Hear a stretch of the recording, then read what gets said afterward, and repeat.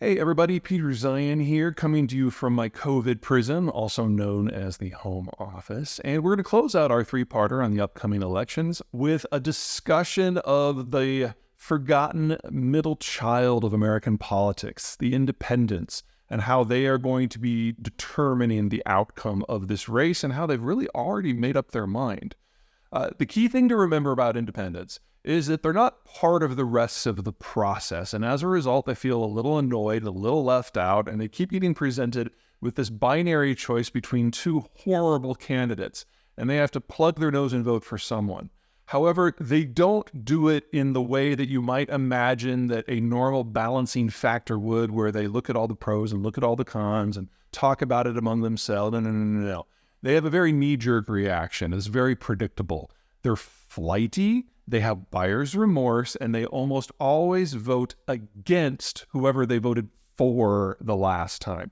And it goes pretty much like clockwork. So they voted to put Obama into the office, and they voted to bring him out of the office when he was up for re-election.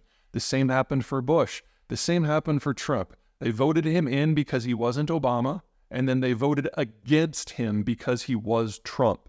And they've done this over and over and over throughout American history. And it's one of the reasons why you usually see really big swings in the midterm election, where the ruling party tends to lose a lot of seats in Congress.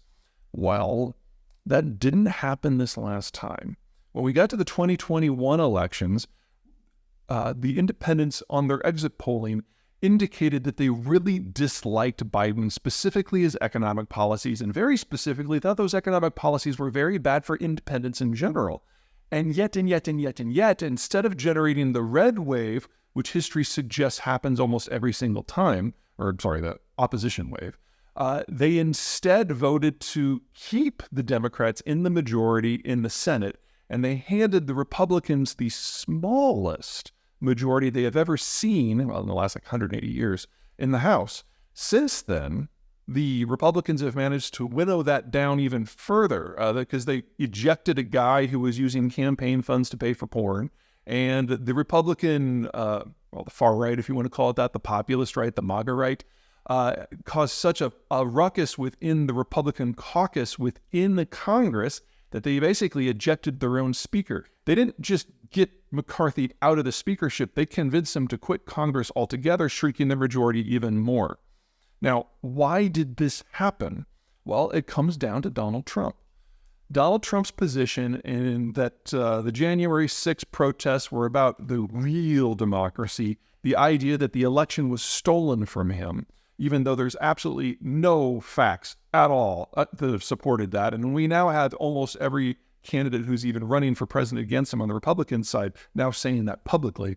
Remember, not a single court case was won. No cases of voter fraud were found, and all that resonates with independents, just doesn't resonate with MAGA and Trump. What Trump is basically telling the independents is that the general election doesn't matter. And all of the decisions that should be made on American leadership should be made at the caucus and the primary level, where he will dominate. And that means if you are an independent, you don't have a voice. And they're like, the hell I don't. And so they showed up for a midterm, something they normally don't do, and they voted against their own perceived best economic interests to vote in candidates who were anti-Trump. So they've broken with the pattern that has held true for the last several decades.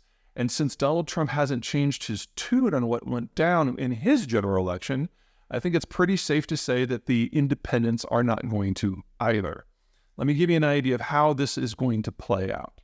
This map here is what will happen if the independents split their vote evenly among the Democratic and the Republican coalition candidates, so Biden, Trump. You'll notice that if you add up those numbers, you can see in the bottom left how it breaks down, that the Republicans need to swing a fair number of independents. So a 50-50 split doesn't work for them. They need to garner at least 2/3, preferably 3/4 of the independents, in order to switch a lot of these purple states to red. That's not what we're going to see.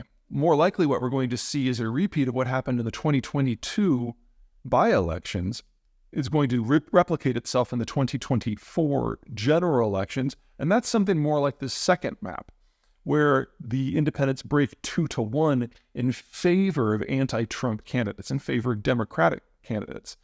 And if this is what goes down, Donald Trump will be leading his party to the second or third greatest electoral feat in American history.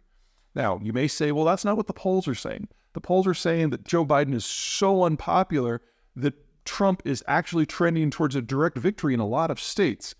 Keep in mind, independents don't participate in polls, and certainly not a year ahead of time. Any poll that is further out than 2 or 3 months from the election is probably crap anyway. But one in which the independents have no vested interest in playing, So I would just kind of toss that out to the side. What happens after is what's going to get really interesting here. So what do you watch for moving forward? Well, you got to watch the people. If you consider that folks from the national security and the business community and the fiscal conservatives really have never been warm to Trump, and in fact, many of them have campaigned against Trump and vice versa. If you look at the world from their point of view, when Trump leads the Republicans to a defeat in this next election, it will be 5 electoral cycles since they have had one of their people in the White House. That has got to trigger some soul searching and some assessment as to what's next. And if we're going to get a split in either party, it is probably going to be the Republicans, and it is probably going to be because of this legacy of defeat. And that will most likely lead them to break away and do something else. Some may become Democrats, some may form a new centrist party, some may lead a direct rebellion against Trumpism. But those are the people who have the agency and the most reason to seek something out. Now, folks like Mitt Romney have decided to withdraw from the fight and leave it to the next generation. So we're going to be looking for people predominantly under age 55 who are trying to find a new way to function in this sort of environment. Because the alternative is to simply never be in power again. And if there's one thing I know about politicians, that is never the goal.